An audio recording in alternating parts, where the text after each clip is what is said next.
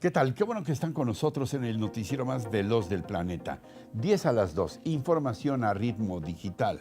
La 1, en una nueva réplica de lo que hace el gobierno federal, resulta que el gobierno de la Ciudad de México también persigue a sus opositores, ahora a través de la Unidad de Inteligencia Patrimonial, la UIP, que es como la Unidad de Inteligencia Financiera a escala. Son 5 los alcaldes de oposición que están siendo investigados. Hoy hablé con uno de ellos, Mauricio Tabe, de Miguel Hidalgo. Pues sí, hay toda una persecución y hostigamiento a los alcaldes de oposición. El día de ayer, por ejemplo, llegó el gobierno federal a suspender por una tontería un módulo de pruebas de bajo costo de COVID que permitimos que se instalaran porque pues los kioscos gratuitos estaban rebasados. Entonces, pues no solamente es la persecución a través de investigaciones por nada, simplemente pues buscándole 3 pies al gato, y también pues el hostigamiento a cualquier actividad que realizamos. Entiendo que esta Unidad de Inteligencia Patrimonial y Económica de la Ciudad de México, esta UIP, es como la Unidad de Inteligencia Financiera Federal, pero aquí en este caso del gobierno local. ¿Les han dado alguna razón para investigarlos? No para nada. Y casualmente somos 5 alcaldes de oposición, nada más, ¿no? Es persecución a la oposición y la verdad es un tono muy agresivo del trato a la oposición. No tenemos nada que temer, sin embargo van a buscar cómo sacar de contexto información, seguramente para con algunos de sus portales empezar a construir historias de terror. Y todo yo lo explico porque pues la semana pasada fue evidenciada la casa del hijo del presidente en el extranjero, y pues lo que tienen que buscar es cómo distraer y decir todos somos iguales y hay unos peores, ¿no? Entonces tienen que estar buscando a ver qué encuentran, pero pues eso los ha concentrado en los ataques a la oposición, pues que fue evidenciado pues una casa muy lujosa de uno de los hijos del presidente y que además pues está en el extranjero, ¿no? Entonces pues las contradicciones son evidenciadas y lo que buscan es cambiar el tema con otras distracciones. La 2, en mi opinión, AMLO, el presidente más caro del mundo.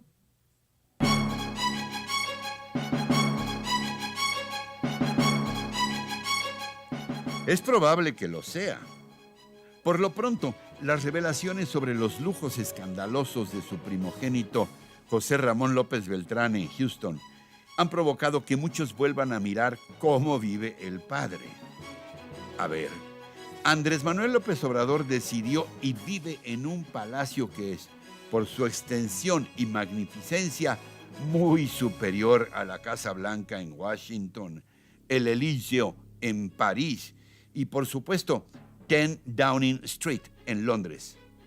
No se necesita ser experto para establecer que es la residencia oficial más onerosa del mundo.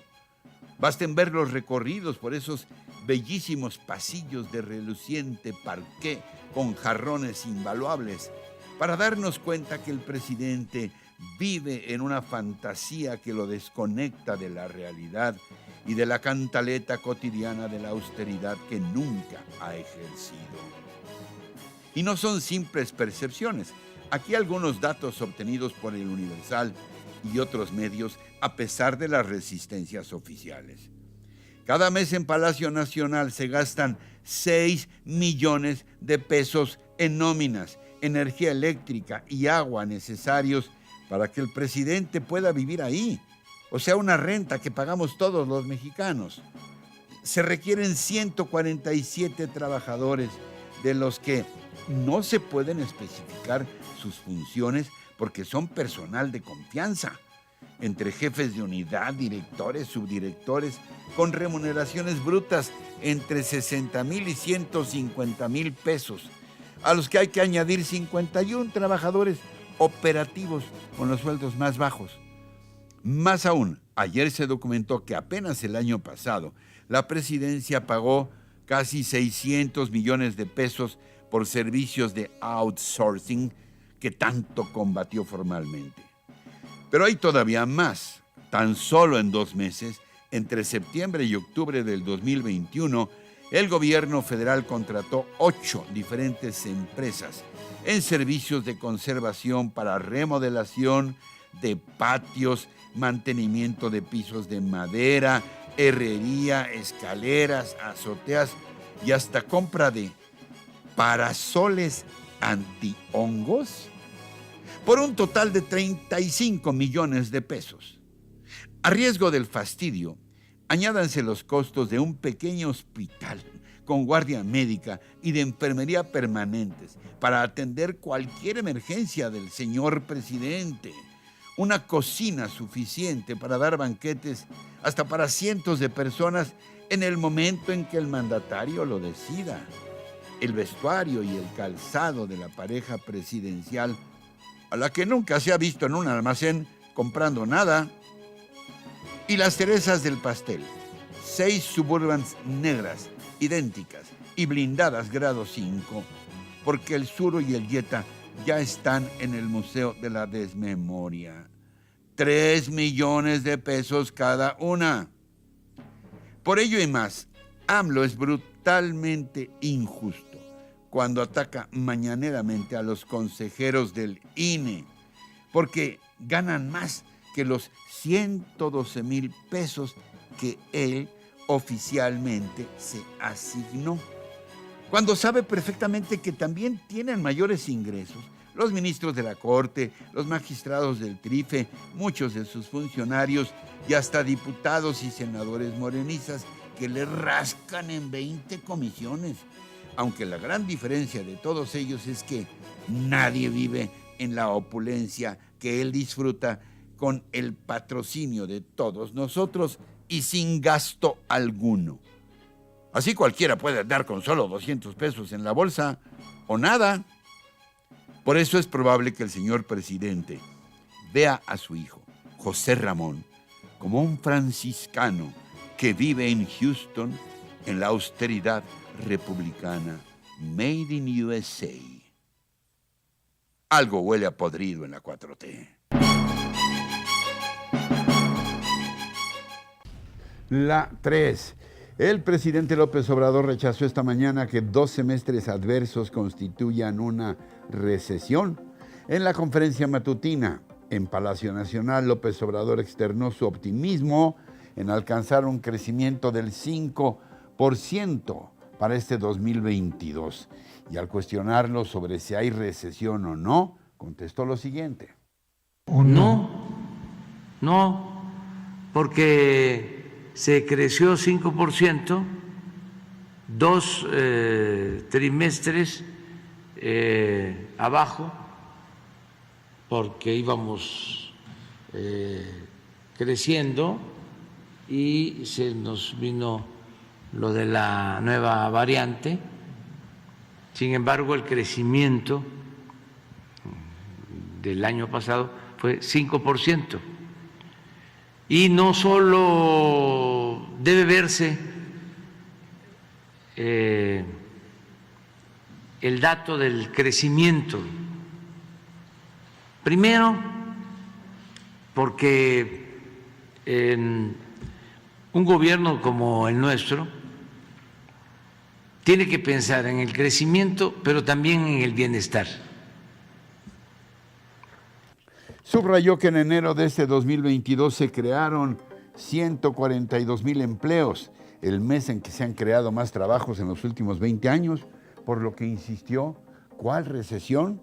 Pronosticó que la economía nacional crecerá este año en un 5% en contra de los pronósticos de analistas e instituciones financieras que dan como máximo un 2.5%. En otros temas, López Obrador afirmó que la estrategia para enfrentar la pandemia ha sido acertada porque salvó muchas vidas y volvió a defender a Hugo López-Gatell, absolviéndolo de cualquier responsabilidad. Sobre la pregunta para la consulta de revocación de mandato, comentó que es muy confusa, por lo que se debe informar a la gente de cómo votar. Por último, exigió las pruebas sobre los lujos de su hijo José Ramón, porque su escudo, dijo, es la honestidad y su conciencia. La 4, Ricardo Aldán acaba de ser electo como nuevo secretario general del poderosísimo y riquísimo Sindicato de Trabajadores Petroleros de la República Mexicana. Con él también hablé esta mañana. ¿En qué condiciones se da su triunfo? Y dígame sinceramente, Ricardo, ¿usted esperaba que fuera en esa proporción, con una mayoría absoluta? Teníamos confianza que nuestra base trabajadora apoyaría el proyecto, porque habíamos tenido triunfo en las elecciones de la Secretaría General, más o menos con el mismo porcentaje. A ver, y dígame sinceramente, ¿de qué manera en esta ocasión se garantiza un proceso transparente y confiable? Porque sus opositores están denunciando que hubo compra de votos, que hubo irregularidades previas a las elecciones. ¿Qué les responde, Ricardo? Que la elección se llevó en base a un nuevo sistema hasta electrónico que brinda la seguridad a todos, en donde nadie puede poner un voto que no esté directamente hecho por un trabajador. Ricardo, ¿cuál su relación con Carlos Romero Deschamps, el anterior dirigente de los trabajadores petroleros? Usted ha trabajado con él pues un par de décadas, 20 años como su tesorero. ¿Cuál es su compromiso con Romero Deschamps? No tengo ningún compromiso con él. No hay compromiso. No hay más que se puede decir hubo una amistad y hoy no hay. Sí. ¿Mantendrá usted su cercanía, su amistad con él? No, tengo 3 años que no tengo relación con él. La 5. Imparable la variante Omicron en Europa. Francia supera los 400,000 contagios por COVID en un solo día. Alemania notifica 160,000 nuevos casos de coronavirus en tan solo 24 horas. Inglaterra, mientras tanto, registra 90,000 en el mismo lapso. Rusia, por su parte, informa que se han duplicado las hospitalizaciones en su territorio. Y España supera los 10 millones de casos a lo largo de la pandemia, la mitad de ellos registrados durante la 6ª ola que se vive actualmente en el país. La 6, México inicia febrero con 829 muertos a causa del COVID-19, la cifra más alta desde octubre pasado. El número acumulado de decesos desde el inicio de la pandemia, que está a punto de cumplir 2 años, es de 306,920, pero si se considera la mortalidad anormal durante los años 20 y 21, bueno, pues estamos hablando ya de 650,000 muertos. En cuanto a los contagios, estos suman 4,985,000 casos. Mañana superaremos los 5 millones. En la Cámara de Diputados se reportan 50 legisladores contagiados en el arranque del nuevo periodo ordinario de sesiones, lo que ha obligado a tomar medidas extremas para enfrentar la situación. En los 4 meses recientes, 220 personas entre diputados y trabajadores se han contagiado de COVID-19 en San Lázaro. Finalmente, les informo que la Organización Mundial de la Salud señala que una subvariante de Omicron se encuentra ya en 57 países. Se trata de BA.2, que se propaga y muta todavía más rápidamente que Omicron y que se hizo ya dominante en el mundo tras ser detectada por vez primera en el sur de África hace 10 semanas. La 7, otra vez las benditas remesas que durante 2021 sumaron 51,594 millones de dólares, una cifra récord sin precedentes, informa el Banco de México. El registro en la recepción de dinero por las familias mexicanas tuvo un crecimiento del 27.1% respecto a 2020. El tamaño de los envíos de dólares por migrantes a 1.800.000 hogares en México superó los ingresos registrados en el mismo periodo en las exportaciones petroleras, que fueron de 24.300 millones de dólares. Analistas financieros explican que este flujo de remesas al país es el resultado de la recuperación que ha tenido el empleo de mexicanos en Estados Unidos y el nivel competitivo del peso frente al dólar. Los estados más beneficiados con las remesas fueron Jalisco, Michoacán y Guanajuato. Pero los expertos también dijeron que este no es un logro de ningún gobierno, las remesas, ni corresponden a estrategia alguna de desarrollo, aunque sí han ayudado a apuntalar el consumo en la recuperación post-pandémica. La 8. En contraste, otra vez la amenaza de la sequía que se cierne sobre todo en el norte del país. Sobre ella entrevisté al doctor Federico Mancera Valencia, coordinador del Cuerpo Académico del Centro de Investigación y Docencia de Chihuahua y uno de los más reconocidos expertos mexicanos en el tema del agua. ¿Cuál la magnitud de la sequía que se avisora para el norte del país y que está siendo ya calificada de severa, extrema, excepcional? Doctor, ¿de qué se trata? Bueno, hay que reconocer que las condiciones de sequía se han ido incrementando en los 2 últimos años. Recordarás el año 20, pues hubo una gran crisis ambiental y social, principalmente porque el agua de las presas eran insuficientes para cubrir las necesidades de irrigación a las zonas de cultivo, en las zonas de Chihuahua, ¿verdad? Y bueno, pues eso trae consigo que a este año 21 también pasó con muy poca agua y se espera que este año también así sea. Pero hay que recordar que estos son fenómenos de términos atmosféricos y climáticos que son normales en el norte de México. Recordemos que es un territorio en donde los vientos que circulan en estas regiones bajan de manera, por así, secos, y que las posibilidades de lluvia son evidentemente escasas. Recordando también que es un territorio del norte de México donde está el desierto chihuahuense con diferentes grados de aridez, ¿no? El punto es que entra en crisis el gran tema de la ausencia de la humedad, porque le pega directamente a la actividad agrícola y ganadera, la cual pues es una de las principales actividades económicas del norte de México. Doctor, ¿hemos hecho lo suficiente o estamos todavía a tiempo de tomar qué medidas o ya es inevitable el impacto de esta sequía? Efectivamente hay que hacer muchas cosas a escalas distintas en las ciudades, en las zonas rurales, casa por casa, etcétera. Yo no quiero ser alarmante, pero no sé si han visto alguna película norteamericana reciente sobre un meteoro que está por caerse y el gobierno, pues, con su desfachatez de ignorancia, no pone atención a algo que era muy serio. Este asunto es muy serio y igual podemos caer en esta situación. No mires arriba, pero hay que mirar aquí abajo.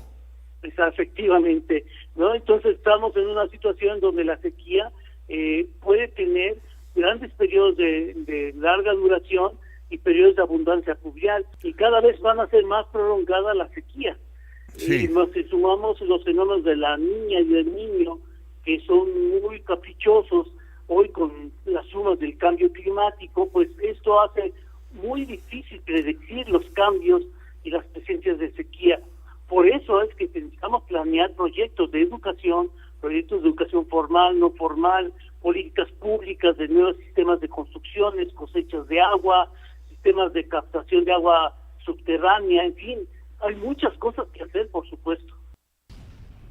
La 9. Se eleva a 24 el número de muertos a causa del aluvión por lluvias. Qué contrastes en este planeta, ¿no? Nosotros preocupados por la sequía, allá llovió terriblemente el lunes de esta semana al oeste de Quito, en el Ecuador. Llovió como hace 20 años, no ocurría en la capital ecuatoriana. Para darnos una idea de la cantidad de agua que cayó en cuestión de horas, baste decir que, según el alcalde de Quito, Santiago Guarderas, se acumularon 75 litros de lluvia por metro cuadrado, cuando se esperaban tan solo 2 litros. O sea, llovió 35 veces más de lo esperado. El aluvión desbordó la capacidad de las infraestructuras de captación y embalse de las aguas de lluvia que bajan desde el volcán Pichincha, que se encuentra al oeste de la ciudad. El agua se llevó todo a su paso, gente, casas, automóviles, arrasó literalmente con todo, con toneladas de lodo, dejando un escenario desolador, concretamente en el sector conocido como La Gasca. El presidente Guillermo Lasso ha dado ya instrucciones para atender la emergencia, que ha dejado igualmente a decenas de heridos y cientos, tal vez miles de personas sin un lugar donde vivir. La 10. El espacio será siempre una inmensa caja de sorpresas, y esta vez ha sido descubierto en la Vía Láctea un poderoso objeto brillante jamás visto. Ahí lo tienen ustedes un poquito a la derecha de sus pantallas. Un grupo de astrofísicos informó de este descubrimiento. Se trata de un objeto extraño que además emite enormes ráfagas de energía. Estas luces pueden ser vistas de manera intermitente cada 18 minutos y 18 segundos con una exactitud milimétrica, algo que según los expertos no se parece a nada de lo visto hasta ahora. El Centro Internacional de Investigación de Radioastronomía lo describe como un cuerpo giratorio ubicado a 4.000 años luz de distancia de la Tierra, aquí cerquita, que despide un haz de radiación de alrededor de 1 minuto de duración. Todo un espectáculo en el firmamento. Se dice que es muy brillante, aunque más pequeño que el Sol, y que todo indica cuenta con un poderoso campo magnético. Los astrónomos siguen fascinados intentando descubrir el origen de este objeto y conocer no solo su comportamiento, sino la influencia que ejerce en un espacio que no deja de motivar nuestra capacidad de asombro. Y así, deslumbrados con tan brillante descubrimiento, llegamos al final del día de hoy, pero recuerden que tenemos una cita de lunes a viernes en 10 a las 2 y en todo momento con nuestros contenidos completitos en nuestras redes sociales y por supuesto aquí en nuestra página rochainforma.com. Hasta entonces, hasta siempre.